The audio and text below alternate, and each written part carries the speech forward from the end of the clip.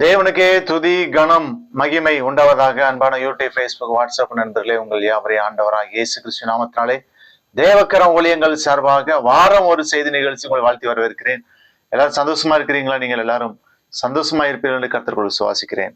இந்த நாளிலும் செய்திக்கு நேராக நான் எடுத்துக்கொண்ட தலைப்பு, இயேசு சீக்கிரம் வருகிறார். Jesus is coming soon. அதற்கு ஆதாரமாக எடுத்துக்கொண்ட வசனம் வெளிப்படுத்தல் 22:20, ரெவலேஷன் சாப்டர் 22 verse 20. மெய்யாகவே நான் சீக்கிரம் வருகிறேன், மெய்யாகவே நான் சீக்கிரம் வருகிறேன். பிரியமானவர்களே, ஆண்டவர் சீக்கிரம் வருகிறார். இயேசு சொல்லி போன அடையாளங்கள் எல்லாம் நிறைவேறி வருகிறபடியால் இயேசு சீக்கிரம் வருகிறார் என்று அறிந்திருக்கிறோம். நாம் எப்பொழுதும் ஆயத்தமாக இருக்க வேண்டும். அதான் வேதம் சொல்கிறது மத்தேயு 24:42, உங்கள் ஆண்டவர் இன்ன நாளிகையிலே வருவார் என்று நீங்கள் அறியாதிருக்கிறபடியினால் விழித்திருங்கள். பிரியமானவர்களே, ஆண்டவர் இன்ன நாளிகையிலே வருவார் என்று நீங்கள் அறியாதிருக்கிறபடியினால், யாருக்கு தெரியாது அவருடைய வருகை? ஆனால் ஒரு காரியம் சொல்ல, நீங்க விழித்திருங்க, நீங்க விழித்திருங்க. இரண்டாவதாக, நாம் இயேசுவின் வருகையின் மேல் நம்பிக்கையுள்ளவர்களாய் இருக்க வேண்டும். 1 பேதுரு 1:13, ஆகையால் உங்கள் மனதின் அறையை கட்டிக்கொண்டு தெளிந்த புத்தி உள்ளவர்களாய் இருந்து இயேசு கிறிஸ்து வெளிப்படும் போது உங்களுக்கு அளிக்கப்படும் கிருபையினால் பூரண நம்பிக்கையுள்ளவர்களாய் இருங்கள். பூரண நம்பிக்கையோடு இருக்கணும் இயேசுவின் வருகையை குறித்து. யோபு சொல்கிறார், யோபு 19:25-27 வசனங்களை பார்க்கும்போது, என் மீட்பர் உயிரோடு இருக்கிறார் என்றும் அவர் கடைசி நாளில் பூமியின் மேல் நிற்பார் என்று நான் அறிந்திருக்கிறேன். அவரை நான் பார்ப்பேன், அந்நிய கண்கள் அல்ல, என் கண்கள் அவரை காணும் என்று சொல்லுகிறார். தேவன் சீக்கிரம் வருகிறான். அவபக்தியுள்ளவர்களை கண்டிக்க தேவன் வருகிறார் என்று வேதம் சொல்கிறது.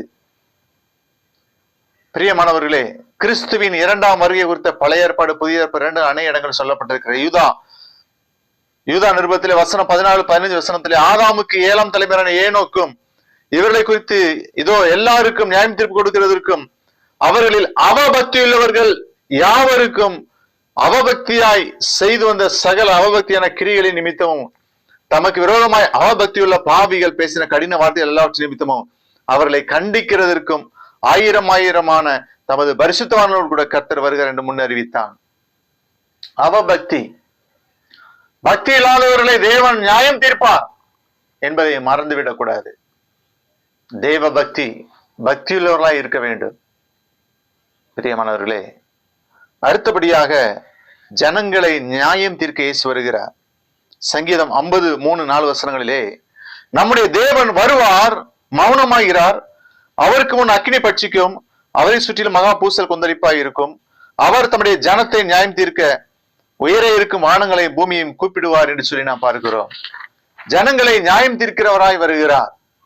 வெளிப்படுத்தல் 22:12, இதோ சீக்கிரமாய் வருகிறேன், அவன் அவனுடைய கிரியைகளின்படி அவனுக்கு நான் அளிக்கும் பலன் என்னோடு கூட வருகிறது. எபிரேயர் 10:37, வருகிறவர் இன்னும் கொஞ்ச காலத்தில் வருவார், தாமதம் பண்ணார். பிரியமானவர்களே, அவர் தாமதம் பண்ண மாட்டார்.